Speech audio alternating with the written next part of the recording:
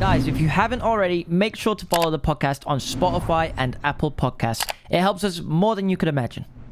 But yes, let's talk about something that I've seen online. I need to talk about something that I saw online. Okay, recently. hit me. What is it?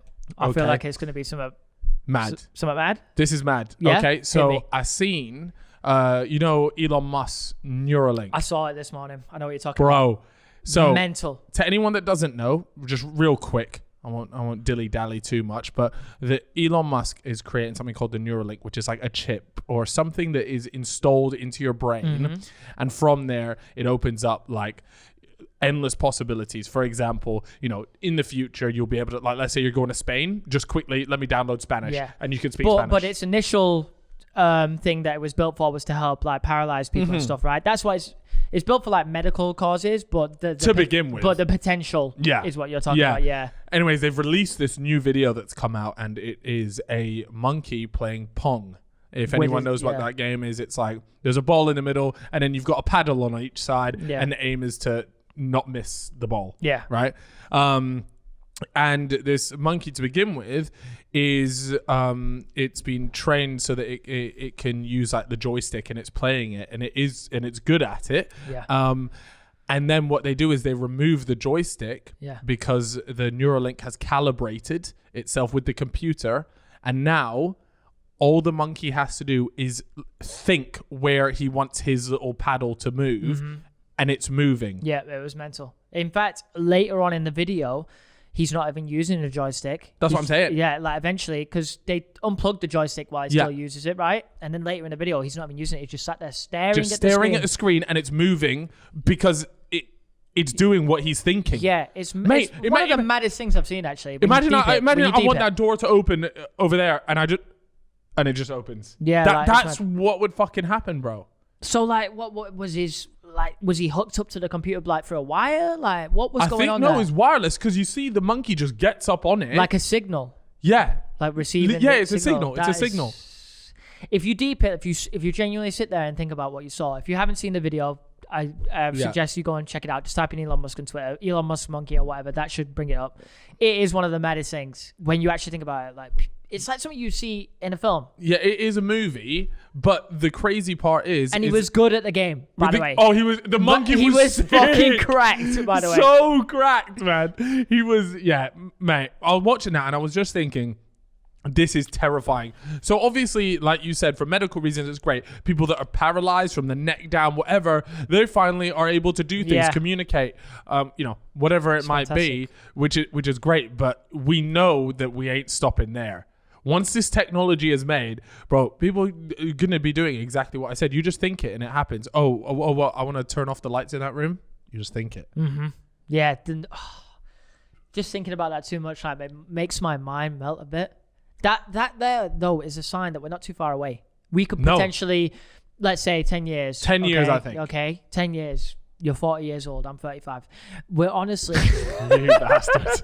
We're going to be possibly being able to experience that kind of technology ourselves. Hopefully. If they've got monkeys playing Pong wirelessly with their mind, and we're 26, that's a good sign. That is so tapped. And if you're listening to this podcast and you're about 13 years old, I've just thought, blessed. Oh my God, what, bro, I've just thought about the maddest thing. What? Okay, so let's say you have the Neuralink, I have the Neuralink. Usually, if I wanted to speak to you, I would speak to you, or I would text you. Now, I just need to think, let Chip know that this podcast is fucking class, and you'll be there, and we just have a conversation without even speaking. What if I can put thoughts into your mind? What if you could send me like pictures of things? That's the thing. I would send you pictures of like naked men on a beach in Benidorm. I'd quite like that, actually. Yeah, I'm talking 45 years old, big belly, Stella Artois. How big's the meat scepter? I like the small ones, small ones that are tucked under the little belly. That's mad. You know what? Like fat old men. Yeah, do they get you off? Do their meat scepters get kept warm by the overhang on the belly? Oh, it's like a little oven.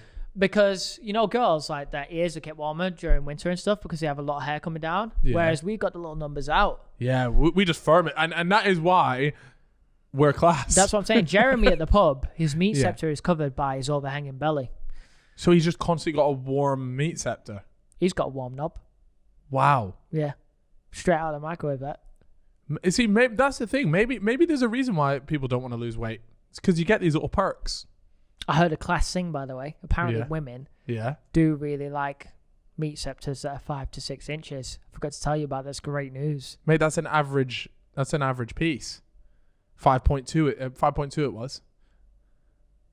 That's not good to hear. That's good to hear. I'm kidding. I'm kidding, guys. Totally kidding, because meat scepter is definitely way bigger than 5 inches. What, yours is? Yeah, you know it is. You've seen it with your own eyes. No, I wouldn't say it was more than 5. I think you got inches mixed up. Fella, you've seen it. I think you might be talking centimeters. I'm not. 6 centimeters. I'm a grower, not a shower.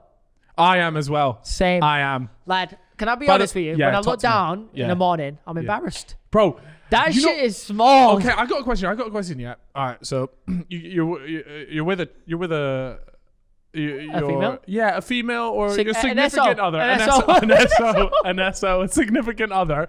Yeah.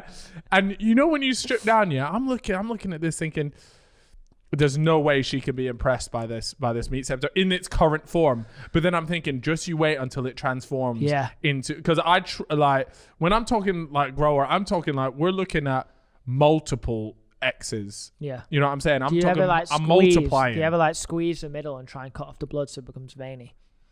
Because I saw it on Reddit.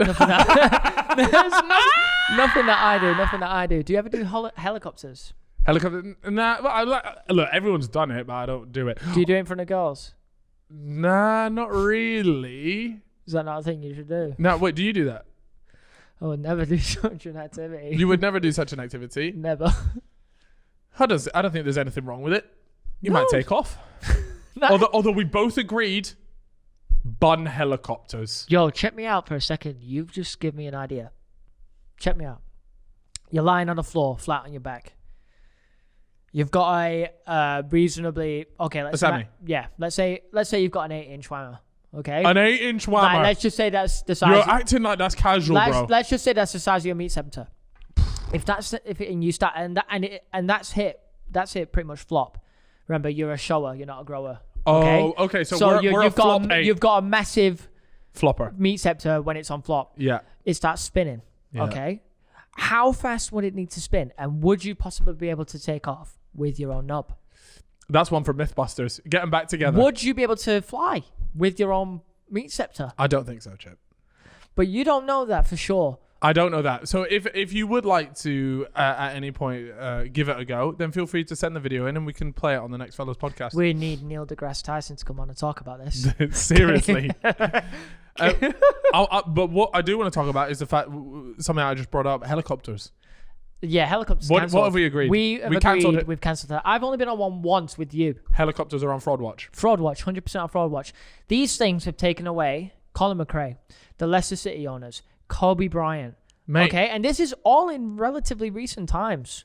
It is. The list is crazy. Helicopters. So before, I used to have no problem. You and me, we took a helicopter to get to a festival. It's like flying in a tin can. I hated it. Yeah, it is really, really weird. Oh, and that actually brings up a really good point, by the way, about that when we went to a festival, we were going to, what was it, Festival? This is privileged. We took a fucking helicopter to a festival. Well, if you have money, what the fuck are you supposed to do with it? Everybody else is doing the normal thing of getting a boat.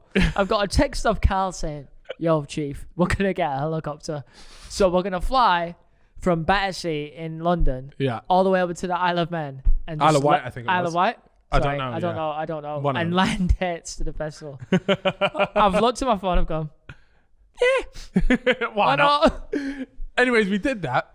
But while we were sitting in the the lobby area before you get on your helicopter, we actually were right next to the Leicester City owner at the time. Yeah. Before, and we watched him go on his helicopter. It was an amazing helicopter. I had like the Leicester City badge on the back of it. And isn't that crazy that he obviously passed away because of a helicopter accident, and we saw him get in like the helicopter. Do you know what I'm saying? That is really weird. The craziest thing about that was the video that like got leaked or whatever, the video that came out, and you can see the helicopter just smoking from the back, and there's a bunch of people just on the side, and they just let it take off. I'm not sure if that obviously was not normal to have a helicopter smoking, and then you just see it spin. things. Awful. Mate, helicopters are so not helicopters the one. Helicopters are on fraud cancelled. watch. I will not be going on one. I get scared on planes though. Like, I'm just like that. Really? Yeah. I don't. That's the thing. Like, before all this sort of stuff, I wasn't really that bothered about helicopters. Me and Harry went on a helicopter in Brazil. Yeah. Yeah. The thing is, imagine some dodgy Brazilian no way. copter. No way. And we're jumping in it. Donnie's doing like that Rabonas in the air, bro. No. It was nuts. That's not me. Who was driving it? Neymar. I'm telling you, it was a tech. He had 5-star skills on it. I promise you. 5-star. Let's go. Wait, I'm telling you. The thing is, you always think when you get a plane or a helicopter, it's not gonna go down. Like, think of the chances. They were probably thinking the same thing, right? Yeah. Okay. And I'm sure, like, when the Malaysian aircraft went down, they're all just sat there enjoying the flight. I bet it was a couple people scared on the flight, thinking, no, it's not going to go down, though. And the shit does go down. Like, it could. That's why I always get scared. In my mind, I'm like, the chances are so low. I know it's so low, but it was low for them. Yeah. And it still went down. True, it's true. And then I'm sat there sweating like, oh, Lord.